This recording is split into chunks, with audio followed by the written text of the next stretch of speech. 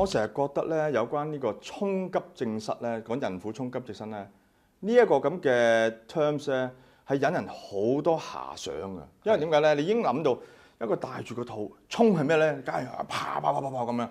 咁啊，呢件事咧就已經係幾矛盾下嘅，因為咧呢個孕婦咧應該係慢慢行噶嘛。但係用個衝急症室呢個衝字咧，就會構成人哋咧就覺得好矛盾啊！唔單止慢慢行，可能隔離仲有個丈夫扶住佢，好愛護佢咁樣入醫院㗎嘛。淨係從呢個 terms 咧，知道係幾咁荒謬嘅一件事。不過衝醫院之前，佢要先衝過另一個關喎。衝呢個入境啦，佢唔入境，佢點入到去急症室咧？嗱，從呢啲嘅數據話俾我聽咧，就係咩咧？係話啲倍增啦，乜都倍增啦。入境處既係 stop 嗰啲人，又已經 stop 多咗一倍。另外一帶成功衝關嘅又多咗一倍。淨係12月一個月份咧，每個月有200幾宗。咁啊，真係哇，都幾厲害。如果特別係集中幾間醫院咧，個情況係非常之厲害。無論如何，我哋話俾你聽，入境處即係話咩咧？即係話個數字話俾我哋聽，你嘅堵截係唔成功嘅。堵截唔成功，即係話要加強堵截㗎啦。因為點解咧？我即刻可以聯想點解佢哋會成功咧？我會 imagine 就係嗱，如果特別係生頭一胎嘅，如果有即係做過爸爸啊媽媽嘅經驗就知啊。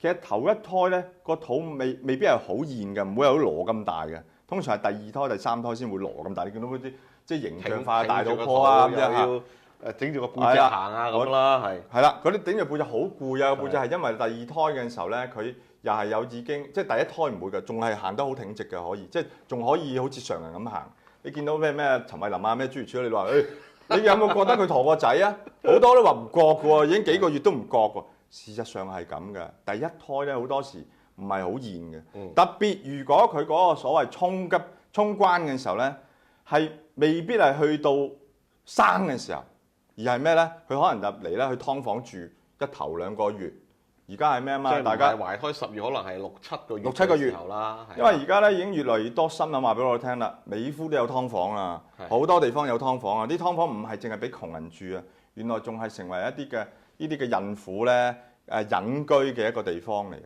好啦，如果係咁嘅時候，你諗下啦，佢又既唔係好現着啲鬆身衫，又提早少少入嚟香港嘅時候咧，咁你 imagine 一下咯，真係可以闖關成功嘅喎，即係唔係太過困難嘅一件事嚟。咁但係即係喺站翻去入境處嗰啲官員嘅執法嚟講咧，有嘢真係困難嘅。一日咁多萬人喺個關嗰度過嚟。你好難話每一個女士都睇一睇佢，咦個肚係咪大肚啊？係咪有啲唔自然啊？然後你先截佢嘅喎。即係其實入境處嘅官員咧，實際上喺執行上邊咧，係咪真係有啲咁多個困難？即係俾翻啲同情分佢哋喎要。都係嘅，不過始終呢個而家目前咧都係你哋嘅責任啦。而家目前以行政手段啦，我哋話政府咧首先就叫截龍。呢個公共醫院咧就唔再接受預約啦，即係內地孕婦嘅預約啦。咁但係我又覺得咧就係我想講另一個 point 啦，先至回翻你頭先個問題啊，就係我哋有個特首候選人咧，就梁振英啦，就提議以人口政策嘅角度嚟睇件事。咁即係咩叫人口政策啊？就係話甚至提議咧要修改基本法或者係釋法。修改基本法好過釋法嘅，我成日覺得呢個我哋喺節目都講過。但係修改基本法就似乎難過釋法但係任何嘢用釋法都唔得，但係今次呢件事件咧，就算你用修改基本法咧，都會引申好嚴重嘅問題。點解咧？嗱，大家記唔記得咧？幾年前咧，我哋或者甚至而家都有嘅香港人咧，就衝加拿大急症室嘅，即係唔係衝啊？即係話去加拿大生仔。點解啊？因為生咗仔之後個仔咧就係加拿大籍啦。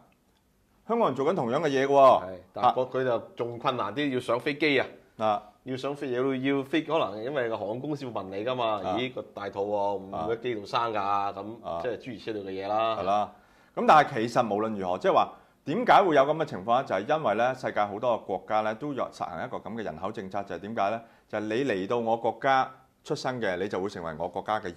嗱，呢個係好多國家實行嘅一個叫人口政策。特別喺而家嘅出生率咁低嘅時候咧，如果我哋香港政府真係話為咗要解決呢個孕婦衝關嘅問題，然後改變人口政策嘅意思係咩咧？就即係話所有人，無論係日本人、加拿大人咩人都好，你喺度生嘅仔都唔會成為香港人㗎。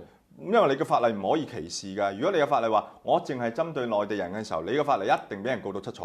唔得添啦！我諗中聯辦有出聲㗎啦，係啦，我做咗歧視我中國人啊？點解會歧視翻中國人？確定村會出聲㗎啦，係咯，係嘛？唔得㗎，唔係，就事實上係唔得啊。咁所以咧，其實咧，如果我哋真係用咁嘅所謂修改基本法嘅時候，你可想而知就係、第日如果香港人口老化需要一啲嘅新代嘅時候，咁點解決啊？有修法啊？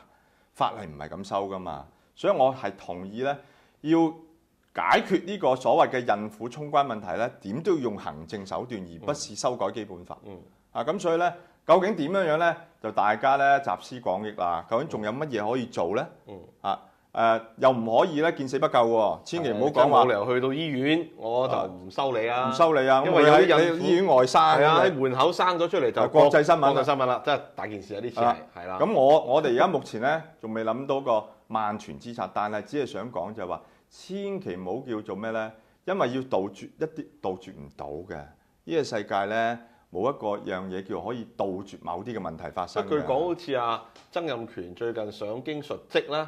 就同領導人都提過呢個問題啦，領導人都知道問題嚴重，就話會配合。其實咧，另外一樣嘢，而家唔好淨係靠香港關咯，可唔可以喺國內關嗰度咧，喺孕婦出關嚟香港嘅時候咧，都要做一啲咁嘅措施咧？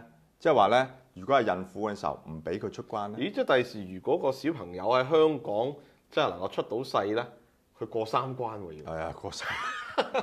好辛苦喎！過大陸即係自己個內地關卡、香港關卡，衝埋急症室。